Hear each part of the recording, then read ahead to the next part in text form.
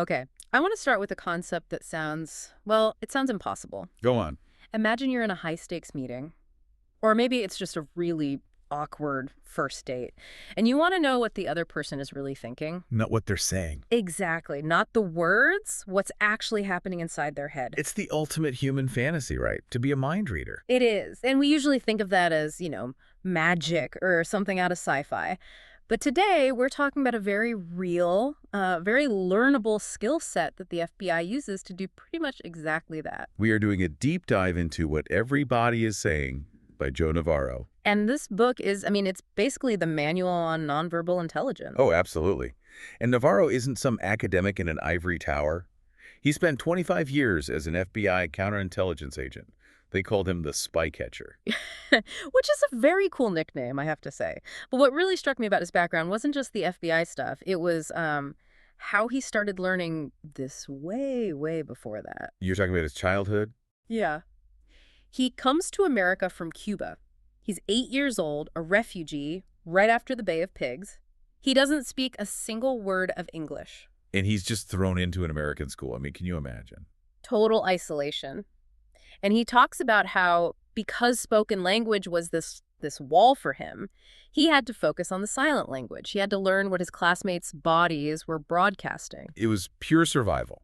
He figured out that, okay, if a kid's eyebrows arched up, they liked him. He was safe. But if they squinted or their pupils constricted... Hostile. It meant they didn't like him. He wasn't just, doing a parlor trick. He was reading the room to see if he was going to be accepted or bullied. And that survival instinct is the foundation for everything we're going to talk about today. The whole goal of this deep dive is to decode that silent language that governs, 60 to 65% of all our communication? And Navarro says up to 100% in really intimate moments. But that's where people get skeptical, right? We've all heard the pop psychology stuff. Oh, definitely. If he crosses his arms, he's closed off. If he looks up and to the left, he's lying, that kind of thing. Is Navarro just repackaging that? And the answer is no. He grounds all of this in evolutionary biology. See, most of us focus on the face and the words. Right. But the face is the best liar on the body. Yeah. We learn from when we're tiny to put on a happy face, even if we feel awful. The social mask? Exactly. But the rest of the body, that's controlled by a different part of the brain. And this is the key concept, the limbic system versus the neocortex.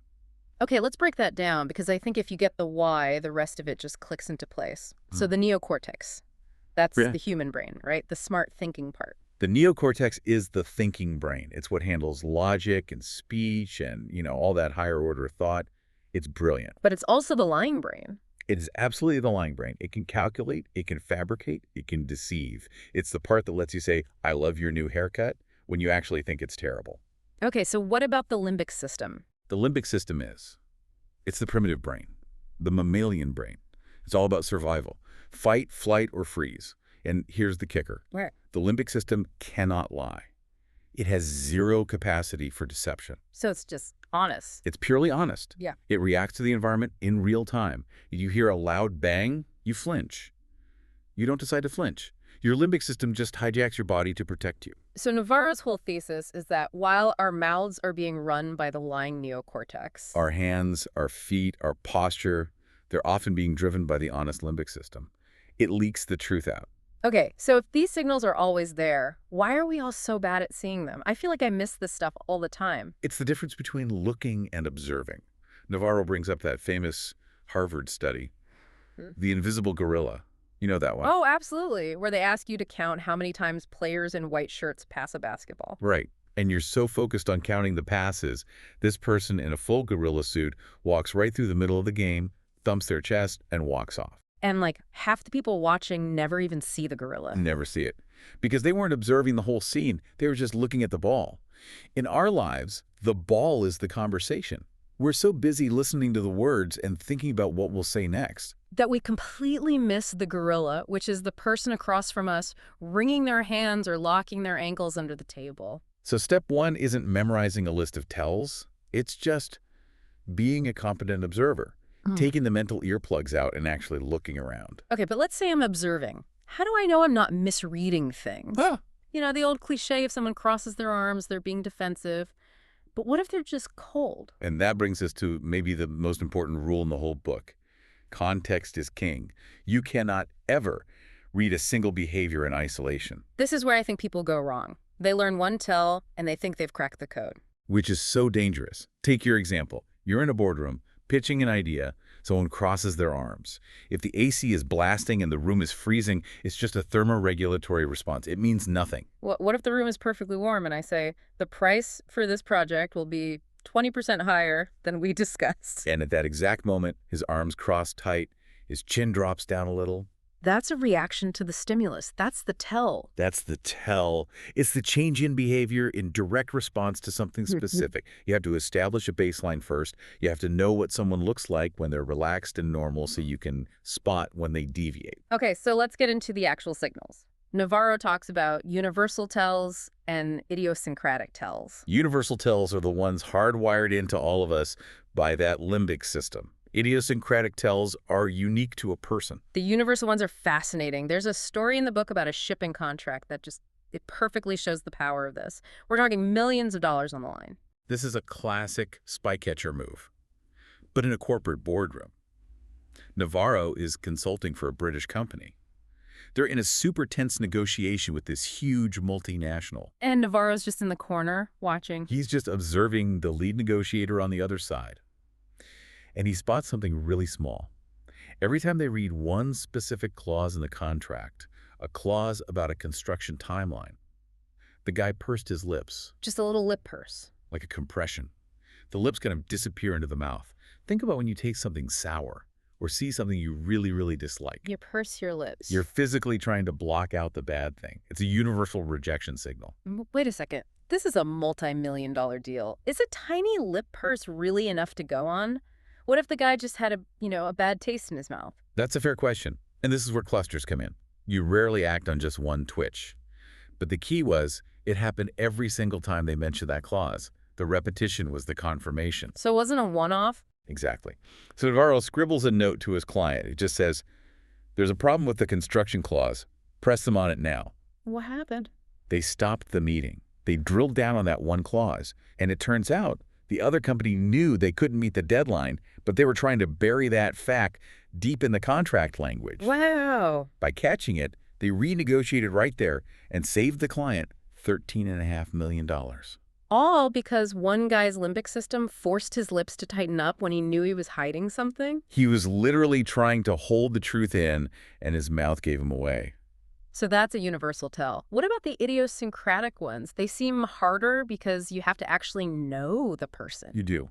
This is why baselining is so critical. You need to know what normal is to see the abnormal. Navarro uses the example of a teenager he knew, the head scratcher. Right. This kid had a very specific tell.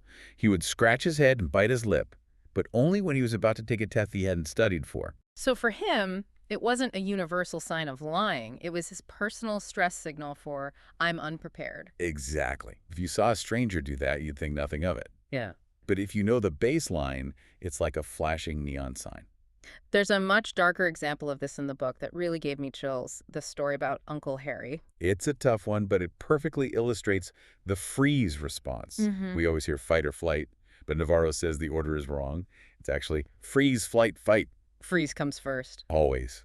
Think of a deer in the headlights, our ancestors on the savannah. If you spot a lion, the very first thing you do is freeze solid. Movement attracts attention. So Uncle Harry. You have an 8-year-old boy at a family reunion. His baseline behavior every single year is to run up and hug this Uncle Harry. They play catch. It's a warm, happy relationship. But this year is different. This year, the parents kind of nudge the boy toward his uncle, and the boy he turns rigid, he stops cold, he freezes. And most parents would just think he's being shy or difficult. Right, they'd say, go on, go say hi to your uncle. But Navarro argues that freeze is a massive limbic alarm bell. It means the child's brain has perceived a threat. So the body is rejecting the interaction before the kid can even say why. Precisely. That huge deviation from the baseline, from a warm hug to a rigid freeze. It suggests something negative, maybe even something sinister, has happened between them since the last time they met. The body is screaming, not safe. That is heavy. But it shows the real stakes here. This isn't just about winning a negotiation. It's about seeing the truth that words are trying to hide. Speaking of hiding the truth, let's talk about active deception. Like when someone is lying to the police. This is where you see what Navarro calls leakage. The neocortex is busy building the lie, but the body leaks out the truth. He tells a story about a rape case that is a textbook example. The directional gesture, right? Yep.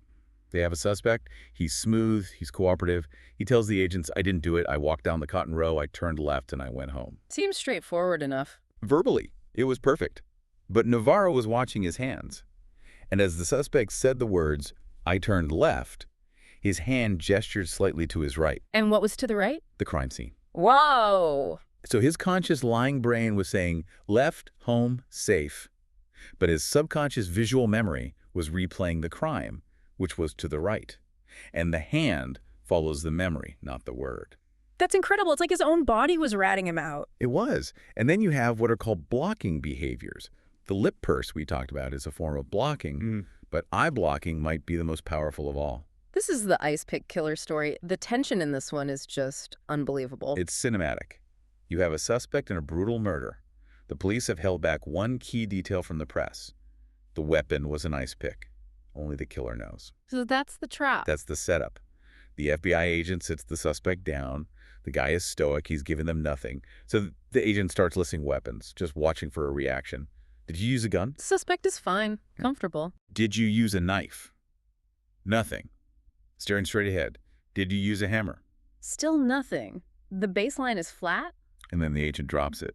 Did you use an ice pick? And that's when it happens. And that's where the discipline breaks. The suspect's eyelids come down hard, not a blink. They shut tight, and they stay shut for a long moment.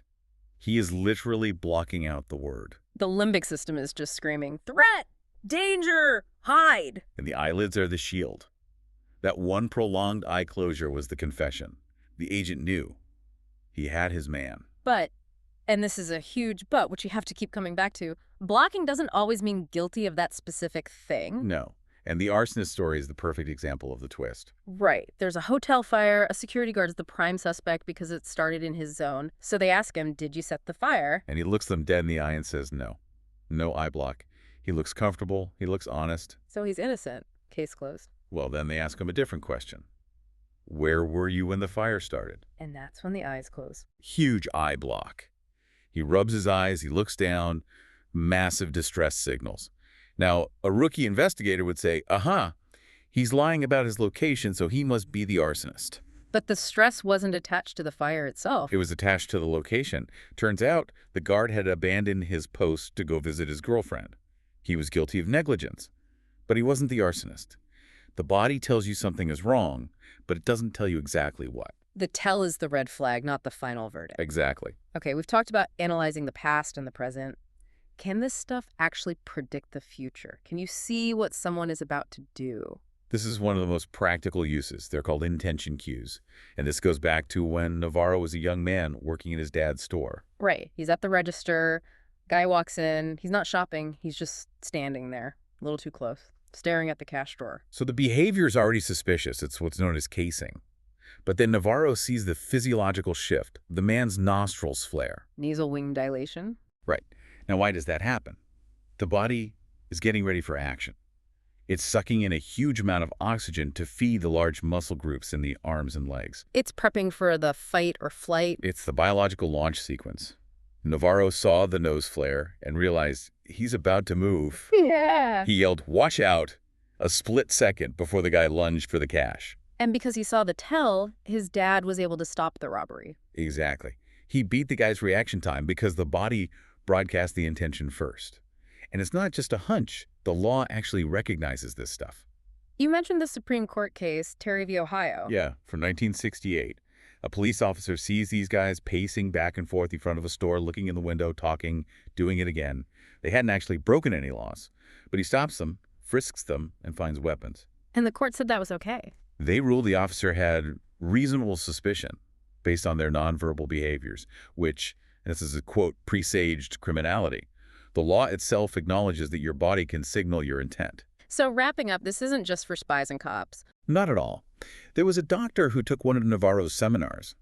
He teaches this stuff to poker players sometimes. Yeah, poker doctor. Yeah. And this doctor had a revelation. He realized his patients were bluffing, just like poker players. He started watching for these comfort and discomfort signals during exams. So if he pressed on their stomach and they said it doesn't hurt that much, but their eyes narrowed. Or they gripped the side of the table, he knew they were lying. He knew the pain was worse than they were admitting. He stopped listening to the neocortex and started watching the limbic system, and he became a better doctor for it. So let's end with a challenge for everyone listening. Where do you start? Don't try to become Sherlock Holmes overnight. It's too much. Just start with the baseline. In your next meeting or over dinner with friends, just watch. How do they sit when they're relaxed and happy? What are their hands doing? And then you look for the shift. Look for one comfort display. Maybe someone leans in or their palms are open. Yeah. And look for one discomfort display, eye blocking, neck touching, lip compression. And then you try to connect it to the context. What was said right before their eyes closed? What happened a second before they crossed their arms? If you can spot that cause and effect, you're already observing more than 90% of people out there. It's time to stop just looking and start actually observing. And hey, while you're out there reading everyone else's minds, maybe take a second to wonder, what is your body telling them about you? Something to think about. Thanks for listening to The Deep Dive. We'll see you next time.